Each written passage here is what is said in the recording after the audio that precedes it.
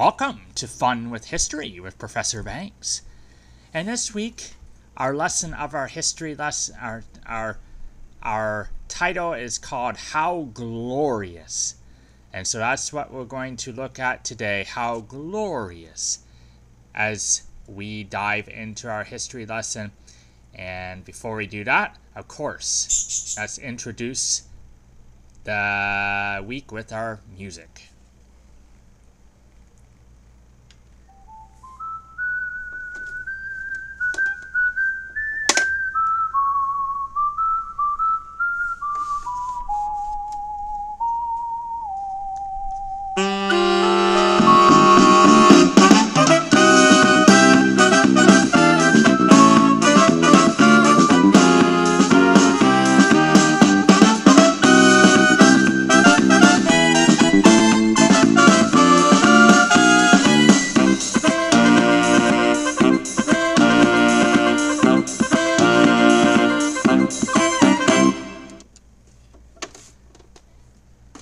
Welcome to Fun with History with Professor Banks.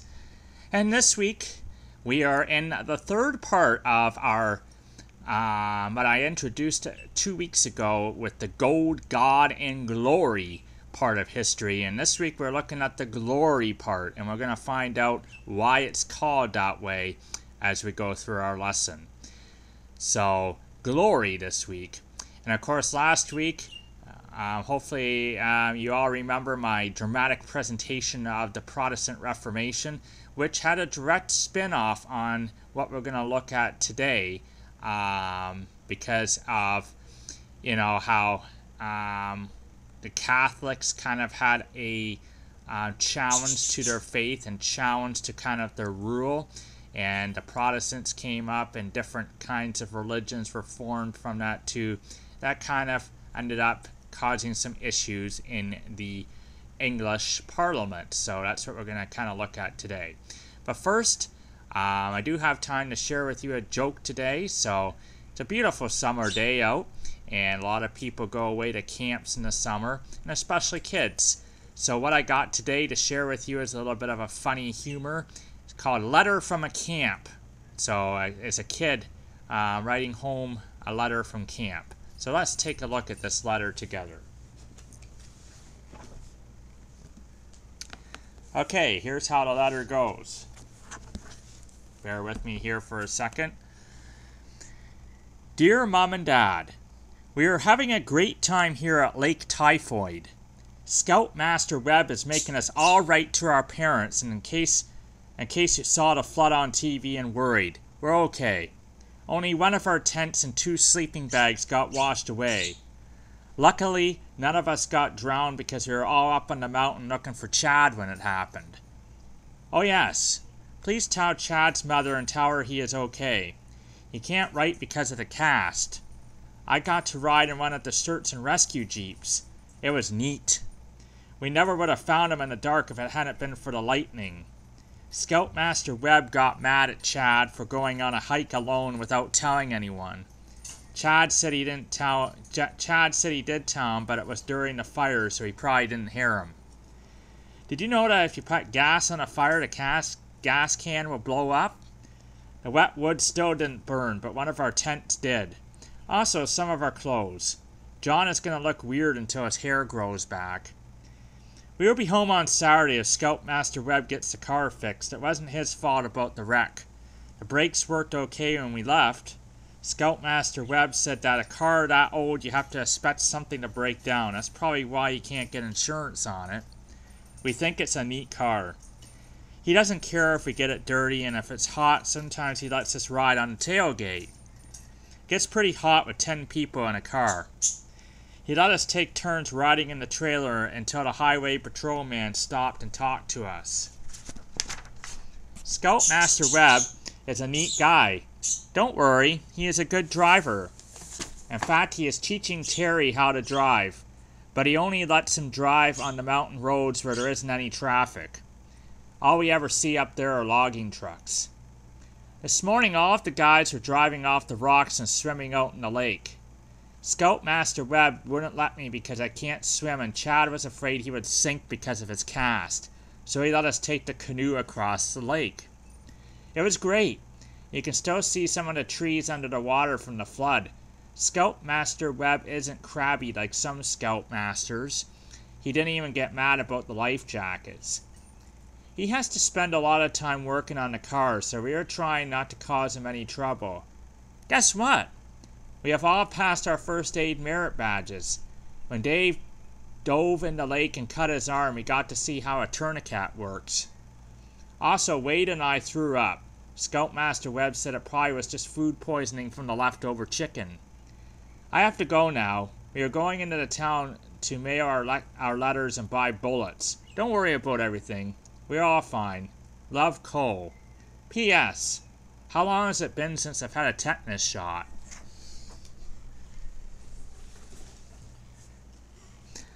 So a little bit of a hopefully you find that kind of humorous. Hopefully that would never actually happen in a real camp. I've been a camp counselor before, and it's usually pretty calm. Nothing serious happens except maybe a few scratches and bruises. But anyway, thought you would enjoy that. So what I'm going to do today is share with you a little history on the English government. Obviously, this has an impact because it was impacted by the Protestant Reformation, and the English monarchy had such an impact here in North America for such a long time, and you know, it's still kind of the central part of Europe, so to speak. A lot of Europe is on the euro now, and Europe is still dealing, England is still dealing with pounds. So England is a unique country, and we're going to see how the Protestant Reformation affected them in that way. So I'm going to do this in the form of a song again this week. So I'm trying to do different things, and this is going to be in a bit of a form of a song. But first I'm going to introduce it for you, and then I'll get into that, okay? So, couple of things I need to run over with you before we get into it. So first of all, what we got going on with the government,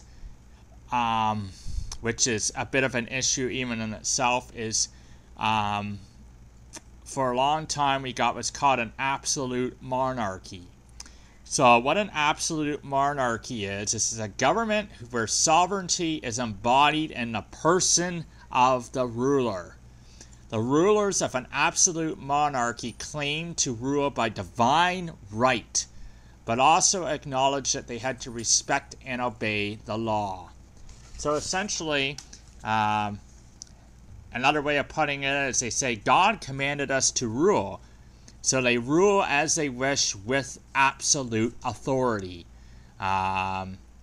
even going as far as waging war as a policy. So that was what was going on at this time period of, when we jump into it, of 1509 to 1532, okay?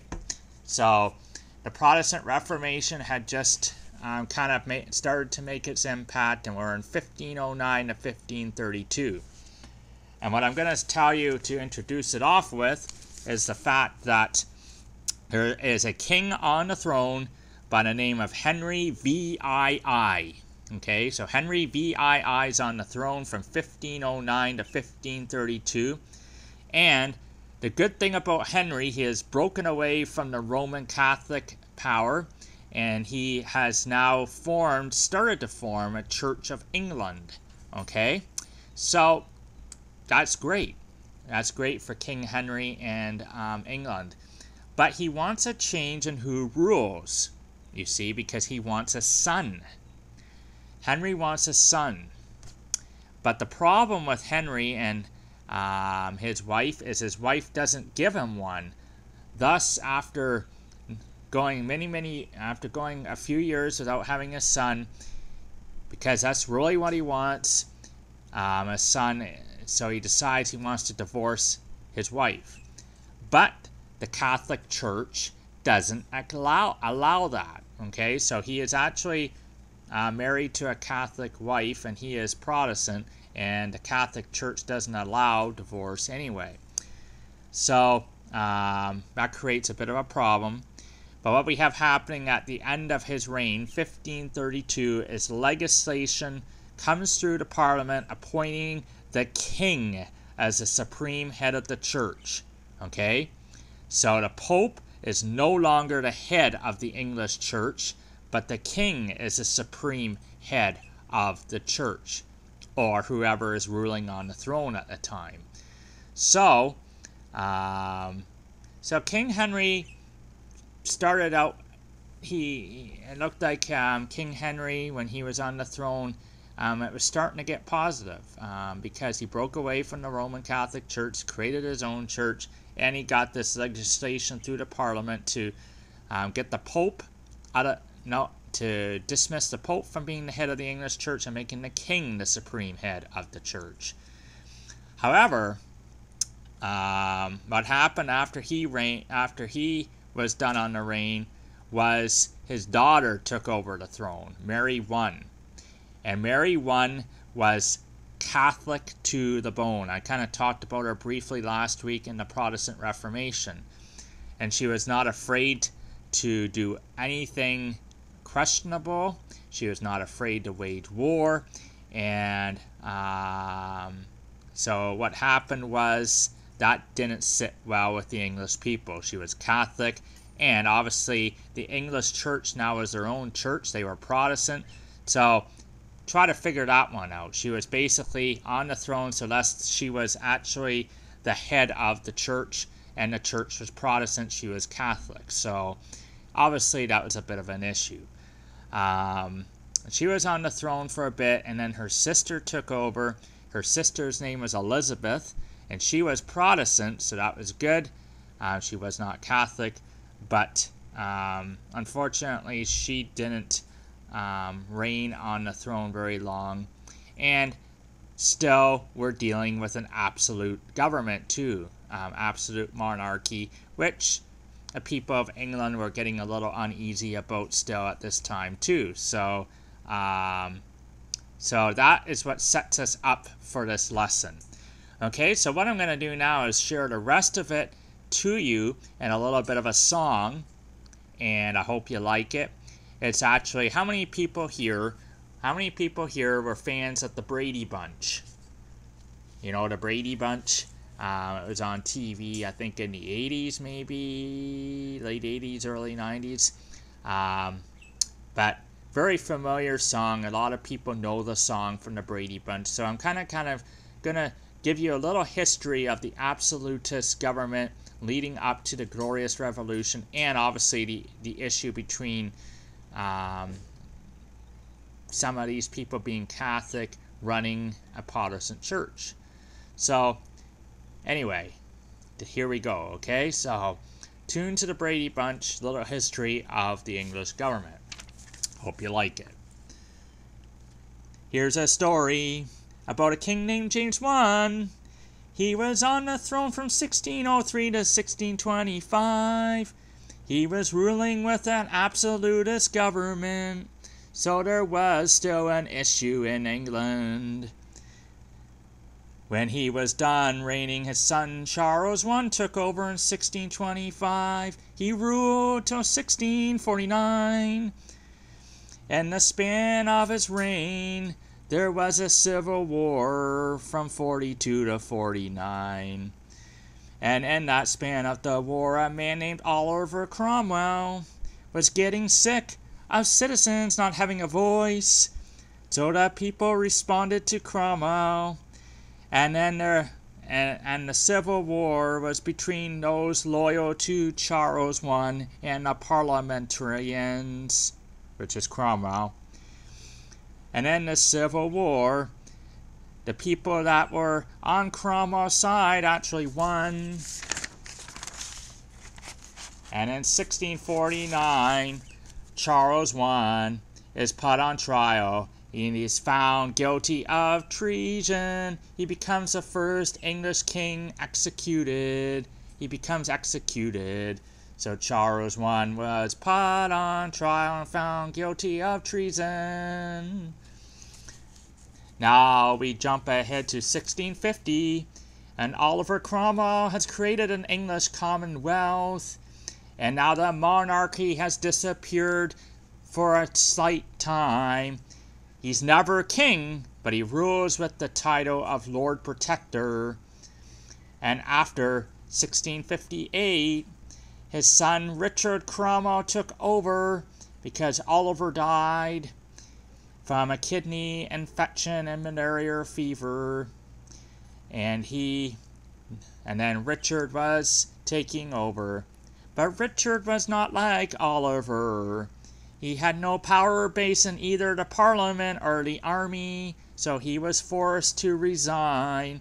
And now the English are starting to get tired of military rule, and they long for a return to common law and social stability. So in 1660, we're going back again to an absolute monarchy, which isn't good. And Charles I's son, Charles II, is asked to come to rule by the people. And he is absolutist as well. He reigned from 1660 to 1685. And then he died, and at that time his younger brother James replaced him.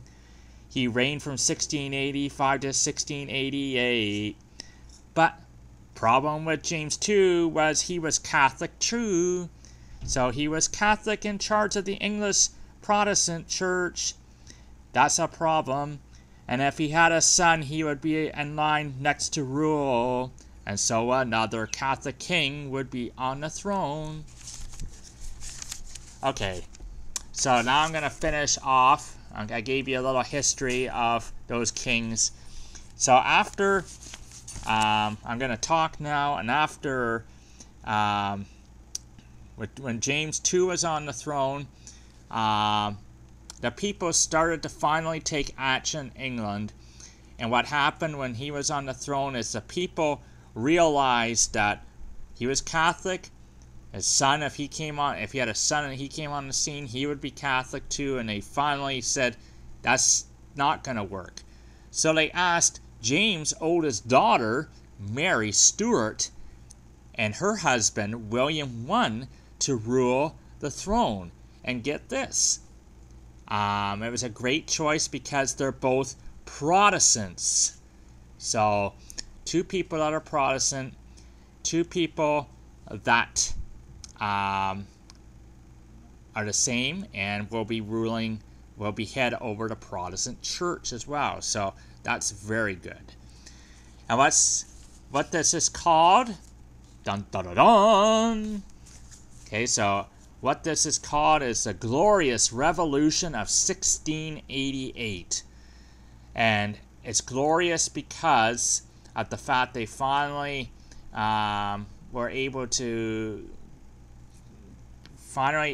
not have Catholic kings in charge of the Protestant church. And you may wonder what happened to the absolute monarchy. Well, after the Glorious Revolution of 1688, that actually affected that too. And in 1690, a Bill of Rights was passed, legislating constitutionalism. And that basically meant, number one, it prohibited Catholics from succeeding to the throne, and two, it placed a limit on those who were on the throne. It placed a limit on their power. So, awesome, right? So after we went through that whole line of issues with either people reigning with an absolutist monarchy or people that were, one of them was a Catholic in charge of a Protestant church, this Bill of Rights came through. And so it accomplished two things, two major issues: placed a limit on their powers, so got rid of the absolute monarchy, and made sure that Catholics could not succeed to the throne. So the Glorious Revolution of 1688. It's a rather important event in world history. It's a rather important event, especially for the history of Britain. Okay. A couple other things I want to talk to you about here. Okay, so I talked about 1688 and 1690. Glorious Revolution, the Bill of Rights that came out as part of that. Now in 1665, another thing that I actually learned while I was on my honeymoon in London on a tour of London, 1665 there was a great plague of London. And this plague, they don't know where it came from. They don't know how it originated, although a lot of rumor about like a lot of rats in the mix carrying germs. But anyway, it hit London. It hit it pretty hard. Wiped out quite a few people. And ironically enough, in 1666, there was a Great Fire of London. So a year after the plague, a great fire. And the fire, it wasn't really planned, but it was kind of, in retrospect, very coincidental and very, very good timing, because this was a pretty big fire too.